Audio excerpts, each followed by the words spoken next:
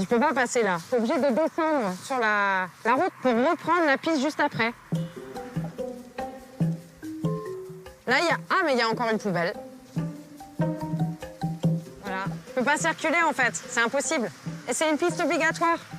Et t'es sanctionné si tu ne la prends pas. On a fait 100 mètres et il y a une troisième poubelle. Voilà. À Marseille, sur le trottoir du boulevard National, la piste cyclable... C'est lunaire. C'est fou. C'est fou. Quand ce n'est pas les poubelles, Rebecca, juriste dans une grande entreprise, zigzague entre les voitures. Et à chaque fois, c'est la même épreuve. C'est presque un sport extrême. Hein. Tu descends, tu remontes.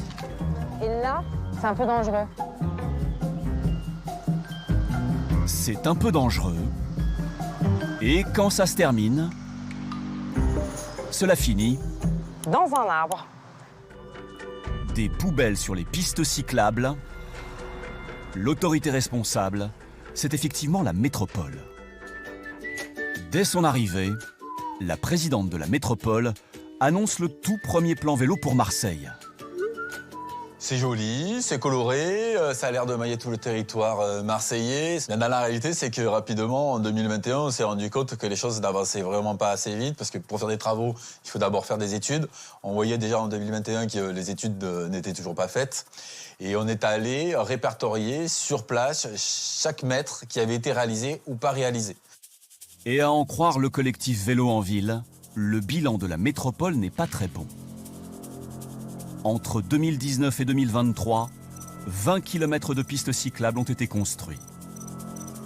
En 2024, seuls 5 km supplémentaires ont été livrés, soit 25 km de nouvelles pistes sur les 85 km promis.